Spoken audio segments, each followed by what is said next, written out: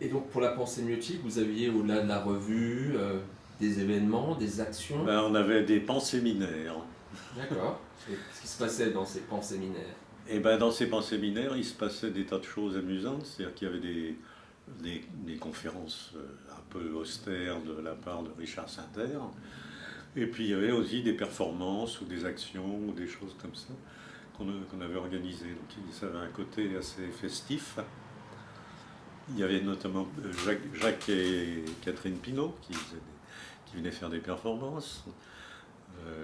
Voilà, on a fait des trucs comme ça qui étaient assez amusants. Et donc il y avait un ou deux, voire trois séminaires par an, selon les circonstances. Et puis quoi? Des voyages. Ah bah oui, des déplacements aussi, c'est vrai. On est allé dans la baie de la Somme, je ne sais plus pour quelle raison d'ailleurs. On est allé en Bourgogne, enfin, on a fait effectivement des déplacements pansémiotiques à la recherche de signes. Et là aussi, je dois dire qu'on en a fait grâce à Jean-Pierre Le Goff, je ne sais pas si tu connais, qui lui était un pensémiote naturel, parce qu'il trouvait des signes un peu partout qu'il exploitait, il écrivait des choses là-dessus. Et donc avec lui, on a fait des déplacements, je dirais pensémiotiques, à travers la France, à la recherche de... Une fois, c'était les pierres percées. On a fait un circuit des pierres percées qui nous a emmenés jusqu'à Vierzon. On a Ok. voulu voir Vierzon, naturellement. Comme Brel. Ah oui, et on a vu Vierzon. Et alors avec aussi, il y a eu la bouteille dans le paysage. Ça, c'était moi qui avais trouvé une photo faite par mon père dans les années 40, dans la Marne, où le coteau se reflète dans la rivière et à la fois la forme du coteau et le reflet forment une bouteille de champagne. Visuellement, c'est assez frappant. Alors, mon père avait fait la photo. Je l'avais montré au cours d'une, oui, là aussi, une conférence que j'avais faite à la Sorbonne. Désolé, hein. Non, à Normal Sup. Non, monsieur. Oui, une conférence à Normal Sup sur les paysages pensémiotiques. Et donc j'avais montré ça et Jean-Pierre Le Goff a été fasciné. Et du coup, on a imaginé une action dans la bouteille. C'est-à-dire qu'on a fait un déplacement avec les gens qui voulaient venir avec nous. Et on est allé placer une bouteille avec un message à l'intérieur dans la partie du paysage représentant la bouteille. Et ce groupe pensée myotique, il était français ou vous l'avez internationalisé? Eh ben, il était essentiellement français parce que du point de vue linguistique, c'est un peu compliqué pour les étrangers de travailler sur les jeux de mots aussi, parce que dans la recherche des signes et des significations, il y a souvent beaucoup de jeux de mots. Donc ça passait pas trop quoi, l'étranger. Par contre, moi j'ai fait des interventions fréquentes en Italie, des performances sur la base de choses pensémiotiques, notamment des présentations de mon travail sur Mickey que j'appelais conférence de topolinologie. Tu peux en parler un peu plus? Oui, bah, la topolinologie, c'est la recherche de Mickey partout. Comme on cherche des signes ayant trait à Mickey, et donc on peut trouver des formes un peu partout qui rappellent les trois cercles. Le tricelle? Eh oui, le tricelle qui est aussi ce que Lacan avait repéré dans le nœud, comment il s'appelait? Voilà, les trous s'aggravent là. Euh, ah, Borroméen. Le nœud borroméen, c'est les trois cercles imbriqués. Donc si on en coupe un, on n'arrive pas à défaire totalement l'ensemble, il faut couper les trois. Et les nœuds borroméens, c'est une tête de Mickey un peu plus complexe, quoi, c'est tout. Mais c'est aussi tout à fait fascinant parce que le nœud borroméen, c'est la base des symboles anciens médiévals de la Trinité. Et la Trinité avait une tête de Mickey. Si on veut bien regarder, sur Notre-Dame, il y a trois ou six, enfin je revois la photo, têtes de Mickey sous cette forme qui sont sur la façade. Bien sûr, personne n'y fait attention parce qu'on regarde autre chose, mais C'est pour ça que Mickey est Dieu. voilà. Dieu est partout et on ne le voit pas. Et ben voilà, c'est ça le problème. Et donc, après, donc, tes liens avec les groupes des poésies expérimentales, bon, on parlait de Julien Blaine, enfin, tout Oui. était imbriqué finalement. C'était Oui, c'était un peu distendu parce que moi je suis pas un vrai poète expérimental, hein. Il m'arrive de faire des choses, mais c'est pas ma fonction première, quoi. Mais tu les côtoies, enfin, hier Oui, avec Joël je les Hugo, rencontre etc. quand il y a des occasions de se voir, c'est avec plaisir, mais ouais, surtout Julien, c'est un vieil ami, quoi, finalement. Et aujourd'hui, donc on parlait tout à l'heure de ton travail, comment il a évolué ces dernières années. Donc le mail art, malheureusement, à cause de la Le Poste. mail art, j'ai abandonné. Mais tu as une collection, elle doit être énorme. Enfin, J'ai fait don de mes archives. Alors je voulais en faire don au musée de la Poste, Oui. mais ces cons-là, ils étaient en train de changer de direction et personne n'a voulu s'en occuper, c'était pas le moment, ils faisaient autre chose. Alors finalement, je les ai passés à une amie qui était censée faire un doctorat sur le mail art. Et puis depuis, j'ai plus de nouvelles. Alors je sais pas si elle les a revendus, ce qu'elle en a fait, si elle les a brûlés, j'en sais rien. En tout cas, tous mes cartons d'archives sont partis chez elle. Voilà. Parce que, par exemple, Julien a donné toute sa collection de mail art à Kandinsky. Ah oui? Donc peut-être tu pourrais recontacter cette dame pour que... Bah, maintenant, c'est un peu tard pour récupérer ce que j'ai donné, mais enfin bon. Ça t'appartient toujours. Hein. Oui, Maintenant, elle habite surtout dans le sud de Paris. ouais, elle habite en Dans un petit Bourgogne, village. pratiquement. Comment c'est son village? Je sais plus. Et donc le mail art étant malheureusement mort à cause de Ouais. la Poste, ton travail aujourd'hui, tu parlais... Bah, c'est effectivement- par informatique, quoi. Oui. Et donc qu'est-ce que c'est et quelle est la signification? Bah, c'est toujours la même. Là, je me suis orienté vers moi en tant que personnage historique, voilà, quoi. Présent partout. J'ai arrêté d'écrire des textes parce que longtemps, j'ai fait des textes de pseudo-théoriques ou anarchisants, etc., dont certains ont été publiés, mais donc là, j'ai un peu arrêté. Et j'écris j'écris des histoires que je publierai peut-être un jour, je ne sais pas. Des sortes de nouvelles, un peu pensémiotiques, oui, aussi. Oui. Et puis, donc, je travaille sur moi essentiellement. Donc ta représentation. Voilà. Et donc ça prend quelle forme? Donc tu parlais effectivement de photos de personnages célèbres, Photos, d'actualité. voilà. Photos d'actualité, photos, peinture, où je me mets en situation. Voilà. Donc sur Facebook, ma vie est entièrement fausse. Donc tu as créé d'autres personnages. Voilà. Ah oui, alors là aussi, il faut dire une chose, c'est que, en plus, je me suis manifesté sous un certain nombre de noms De pseudo. différents, oui, de pseudos. Ouais, je dois en avoir, je ne sais plus, entre une quinzaine à peu près, quoi. Mais les plus connus. Le plus connu, c'est Lafcadio Mortimer, Ouais. qui avait signé le livre sur Mickey. C'était Stéphane Chaumet qui a fait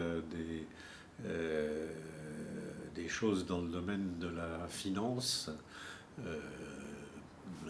fantastique, des actions. Stéphane Chaumet s'était mis en action. Et non seulement il ne bougeait pas, mais il se vendait. Donc on pouvait acheter pour une somme modique, je ne sais plus combien c'était, 10 francs, oui, 10 francs. Après, ça a été 10 euros quand on a changé de monnaie. On pouvait acheter une action de Stéphane Chaumet. Donc j'avais mis 1 million d'actions en vente et disant si quelqu'un achète le million d'actions pour 10 millions de francs, eh bien je serai à sa disposition entière. C'est pas mal, tu t'étais vendu. Voilà, je m'étais vendu. Mais je ne me suis vendu qu'à, combien, une centaine d'actions à tout casser, quoi. Et alors tu t'étais donné en moitié, enfin une partie de ton corps, c'est ça? Ben non, les gens ne sont pas venus réclamer, donc tout va bien. T'as pas dû couper tes doigts Non, j'ai C'est compris. drôle, Stéphane Chaumet, moi je connais le vrai Stéphane Chaumet. Oui, ben moi aussi, je l'ai rencontré, mais je ne savais pas qu'il existait quand j'ai pris ce pseudonyme. Parce qu'en fait, Chaumet, c'est le nom de mon arrière-grand-mère. D'accord. Et Stéphane, c'est à cause de James Joyce, Stephen Arrow. Stéphane le héros, quoi. Mais est-ce que c'est le même Stéphane Chaumet que je connais? Moi, il est poète. Oui, c'est ça, c'est lui, oui. Oui, il vit en Amérique du Sud. C'est ça, oui. Ah ouais, c'est drôle. Il vivait Et donc, avec- il était une fois au marché de la poésie, et je suis allé me présenter. Donc, on s'est salué, ça le faisait rire. Il m'a même dédicacé un de ses petits volumes. Mais il n'a pas du tout pris mal ça. Je me suis excusé en disant que je ne savais pas qu'il existait, quoi. Ah ouais. En fait, Chaumet, c'est un nom relativement courant dans les Charentes, car en remontant mon arbre généalogique, je suis tombé sur un village où les gens s'appelaient Jean Chaumet de père en fils. Mais pardon. J'ai trouvé un acte de décès tout à fait étonnant où M. Jean Chaumet est venu déclarer le décès de Jean Chaumet et comme témoin, il y a un Jean Chaumet. Et c'était quand même extraordinaire, ça. C'est sûr. Alors, quelles ont été les rencontres un peu déterminantes dans ton travail artistique qui ont pu influencer ton approche? Bah, comme ça, il y a eu Julien, évidemment, quoi. C'était une première rencontre intéressante qui m'a ouvert les yeux sur pas mal de choses. Après, il y a eu Ben. Ben qui était une performance permanente, hein. Même les dernières expos chez Yori et Vinci, il y avait toujours. Ah oui, oui. Ah ouais, on a vu la dernière. On a vu la dernière. Je le voyais à chaque fois qu'il venait à Paris. Un qui m'a bien aimé, mais qui m'a pas forcément influencé, c'est Buren. D'accord. Parce que Buren, il était un grand amateur des textes que je faisais. Et il m'envoyait ses catalogues, et j'en ai un certain nombre dédicacés, ce qui est assez rare chez lui, parce qu'en général, il séparait la dédicace de l'ouvrage. C'est un rusé. Creuser, faut pas que les gens les revendent. Voilà. Ah oui, c'est vrai qu'il envoyait toujours les catalogues. Comment? Il envoyait toujours ses Ouais, catalogues. ouais. Alors après, il y a aussi les nouveaux réalistes que j'ai rencontrés par la pensée myotique, en fait, parce Ah oui. que Raymond Hins, c'était un grand pensémiote, Ouais. il voyait des signes partout. Son travail il se reposait beaucoup sur la recherche de signes. Ah, mais il était président d'honneur. Oui, on l'avait nommé président d'honneur, Ouais, il Raymond était Hins. président d'honneur. Et donc, par Raymond Hins, j'ai rencontré Villeglé aussi, les gens D'autres. les autres gens du groupe qui étaient encore vivants. Ginette Dufresne, là, parce que Dufresne était mort. François Dufresne était mort. Eh oui. Donc on a beaucoup sympathisé, on s'est beaucoup rencontré avec ces gens-là. Parce qu'effectivement, le signe était important dans les nouveaux Ah oui, réalistes. tout à fait. Oui. Et aujourd'hui, vous allez dans pas mal de galeries, tu vois une continuité ou c'est des choses ont évolué Ça différemment? arrive, mais pas vraiment. Par exemple, il y a 15 jours, j'étais à Lyon, j'ai vu qu'il y avait une exposition d'un Espagnol qui s'appelait La route des signes. J'ai dit, il faut que j'aille voir ça. Bon, j'ai été assez déçu, parce que j'ai pas vu beaucoup de signes. Et lui, il a surtout vu la route.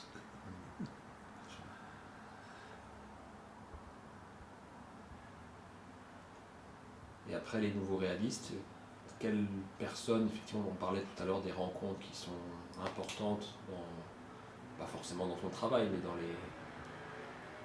au quotidien. Dans les rencontres au quotidien, maintenant elles se font rares les rencontres au quotidien parce que je sors moins qu'avant.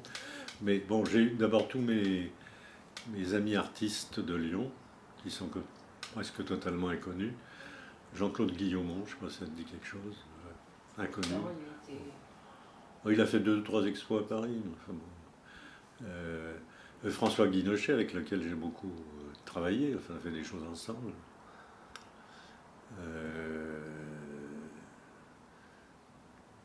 De qui pourrais-je parler?